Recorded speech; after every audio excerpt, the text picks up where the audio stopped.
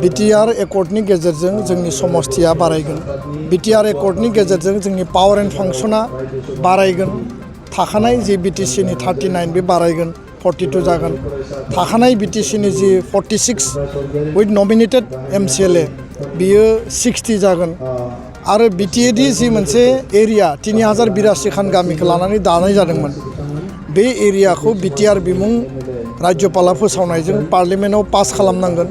आरो बेखौ पास खालामनायनि गेजेरजों जोंनि गामिया सोसननायनि गेजेरजों बेयो आबुं जागोन। चिरां जिल्ला दुलाराय बर' फरायसा आफाद आरो काजलगाव दख'रा दुलाराय बर' फरायसा आफादनि 19थि बोसोरारि जथुम्माया सानथामनि हाबाफारिजों दिनै जोबनानै थाङो। थांनाय 5 जानुवारि खालारनिफ्राय बांगाल दबानि बड'सा नोगोर फोथाराव सानथामनि हाबाफारिजों खुंनाय दिनैनि जोबथा साननि गेवलां मेलखौ बेखेवनानै होयो रायजो सभानि एमपि रोनगोरा नार्जारिया। गाहाय आलासि महरै मिरु एबसुनि आफादगिरि दिपेन बर', जर'खा आलासि महरै बिटिसिनि गाहाय मावफुं सोद्रोमा प्रमद बर' आरो जिल्लानि गुबुन गुबुन बिबाननि बिबानगिरिफोर, लोगोसे गुबुन गुबुन माहारियारि आफादनि दैदेनगिरि मावथि सोद्रोमाफोर, ओनसोलनि मेलेमजिबि रायजो राजाफोरा बाहागो लादोंमोन। गुबुन फारसेथिं दिनैनि बे हाबाफारियाव बाहागो लानानै मिरु एबसुनि आफादगिरि दिपेन बर' बिथाङा खौरांगिरिनि सिगाङाव बिटिआर गोरोबथानि गेजेरजों बिटिसिनि बियाबा बारायगोन, बिटिआर गोरोबथानि गेजेरजों जोंनि पावार एन्ड फांसना बारायगोन, थाखानाय बिटिसिनि सा 46 MCLAनि जायगायाव नमिनि बिजाथिखौ लानानै सा 60 जागोन आरो 3080 गामिखौ लानानै बिटिएडिनि जाय ओनसोलखौ दानाय जादोंमोन, बे ओनसोलखौ बिटिआर बिमुं होनानै हादरसा बेंगिरिया फोसावनायखौ पार्लियामेन्टआव पास खालामनांगोन आरो बेखौ पास खालामनानै गामि सोसननायनि गेजेरजों बेयो आबुं जागोन। 41 गामिया हाब्बाय आरो 19 गामिया हाबबावनांगौ दं। जोंनि दाबिया जाबाय आरोबाव 500निफ्राय 600 गामि सोसननांगौ। बेखिनिखौ जोङो मोजाङै मावफुंनानै लानो हायोब्ला हारिया आबुङै आरो राफोदै थांना थानायनि जोबथा थांखियाव जों सहैनो हागोन होनना ओरैबायदि बुङो। चिरां जिल्ला एबसुआ नैबे देग्लाय बोसोरनि थान्दै जख'न्थायनि गेजेरजों जि थान्दै जख'न्थाया बे बांगाल दबायाव खुंफुंजादों, बर' हारिनि थामोनथा रैखाथि आरो हारि जौगानायनि थाखाय माहारिनि सिनस्रि आफाद हिसाबै एबसुआ जिखिनि मावनो गोनां दङ, सोलोंथाइ बिथिंखौ लानानै समाज फोसाबनाय आरो समाज दानाय, रांखान्थि जौगानाय, जोंनि लाइमोन सेंग्रा सिख्लाफोरनो गोदान माखासे बिथिं आरो थासारि ट्रेनिं, माखासे जिखिनि जोङो मटिभेसन होनो गोनां दङ, बे बिथिंफोरखौ लानानै बिथांमोना थान्दै मेलाव थांखि लादों आरो दिनै गेवलां मेलनि गेजेरजों बर' हारिनि जारिमिन, सोमावसारनायनि थासारि आरो आथिखाल आरो बिटिआर गोजोन गोरोबथा बा बड' गोजोन गोरोबथानि गेजेरजों बिटिआरनि एकर्ड इमप्लिमेन्टेसन, बर' कसारि काउन्सिलनि जौगानाय आरो बिनि जिखिनि इमप्लिमेन्टेसन, कार्बि आंलंनि बर'फोरनि एसटि हिलनि जि मर्यादा, बे गासै बिथिंखौ लानानै रायजो राजानो जों मिथिहोदों, रायजो राजानो फोरमायदों। गुबै बाथ्राया जाहैबाय जे मोनसे एकर्डनि गेजेरजों मोनसे हारिया बा जोंबायदि हारिया जि आथालाव जि पर्यायाव जोङो सहैनांगौ, बेखौ जों मोनसे थांखि आरो मोनसे जोंनि गुबै बिबान हिसाबै जोङो सल्जार रेसपन्सिबिलिटिखौ जों मावबोदों। आरो बे मावनायनि बेलायाव बिटिसि आरो बिटिआर जिखौ लानानै मानसिफोरा गोबां डिसकासन, गोबां माखासे एनालाइसिस खालामो, बेयाव बयहाबो गोथौयै आरो क्लियारै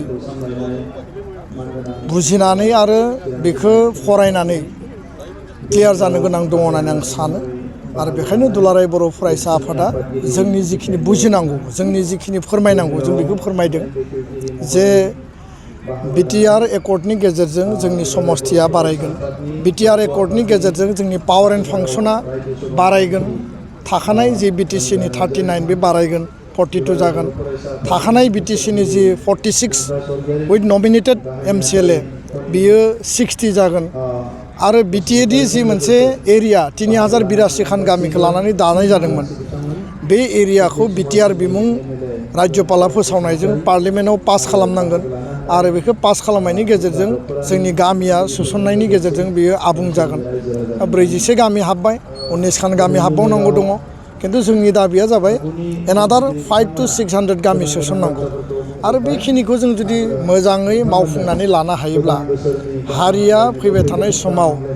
आबुङै आरो राफोदै थांना थानांगौनि थाखाय जोङो एनादार मोनसे जोंनि जि मावनो गोनां, जोंनि जुजिनो गोनां, जोंनि जि जोबथा आल्टिमेट जि थांखि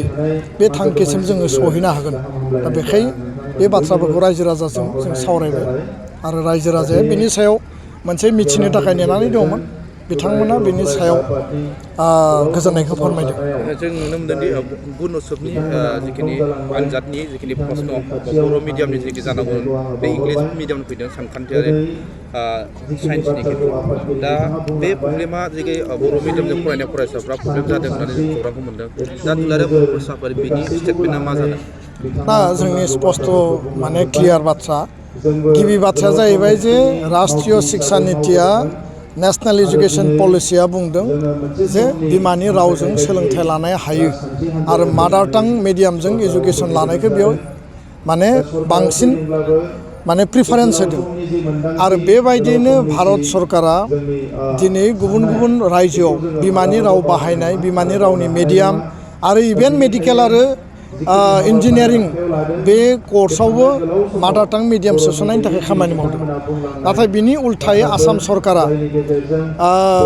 क्लास 6आव मेथ्स आरो साइन्सखौ इंराजि थिसननो जाबसिननो बा बेयाव माने कम्पालसरि जि मोनसे डमिनेन्स आरो मोनसे जि नारसिननाय बे खालामनायनि उल्थायै जोङो एबसुआ साहित्य सभाया स्ट्रंलि जों अपोज खालामदों सरकारजों जों रायलायबाय सरकारा कमिटमेन्ट होदोंमोन जे इंराजि जाबसिननायखौ जों कन्टिनिउ खालामला नोंथांमोना बर'जोंनो आनजाद लिरदो 6 दाननि इउनिट टेस्ट जोङो बेखौ जोंनि फोरोंगिरि जोंनि फरायसा फरायसुलि बयबो बे आनजादखौ लिरबाय खिन्थु गुनउत्सब जि खुंनो दा सोलिगासिनो दङ बे गुनउत्सबावसो सरकारनिफ्राय इंराजि रावजों मेथ्स आरो साइन्स क्लास 6निखौ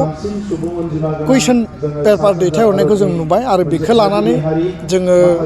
बे जि एग्जाम बेखौ जोङो टटेलि अपोज खालामदों जोंनि टारगेटआ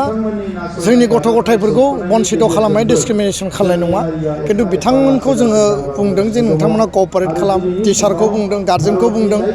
आरो बिनि थाखाय गोदानै खुंफुंनांगौनि थाखाय जि सरकारा दायित्व बेनि थाखाय सोलोंथाइ मन्त्रि रनज पेगुजों रायलायनाय जादों बर' मिडियामनि कुइसन पेपार साफायनानै बिथांमोना गुनउत्सबखौ क्लास 6नि थाखाय खुंफिननांगौ आरो दुलाराय बर' फरायसा आफाद बर' थुनलाइ आफादा इंराजि मिडियामनि बिरुदि नङा बा इंराजिनि बिरुदि नङा बर' मिडियाम फरायनानै इंराजि मोजां सोलोंनाय हिन्दी मोजां बुंनो हानाय बे परिबेसखौ खालामनांगौ आरो लोगोसेनो गुनउत्सबखौ गोदानै खुंफिननानै होनांगौ बे स्टेन्डआ क्लियार क'क्राझार आरो उदालगुरियाव जालांबाय बाखि आद्रा थानाय जिल्लाफोरावबो जोंनि स्टेन्डआ क्लियार आरो आसाम सरकारा गोदानै बे गुनउत्सबखौ क्लास 6निखौल' गोदानै खुंफुंनांगौ बे खुंफुंनांगौनि थाखाय जोङो दाबिखौ लाखिदों आरो बिथांमोना बिनि थाखाय माने बाध्य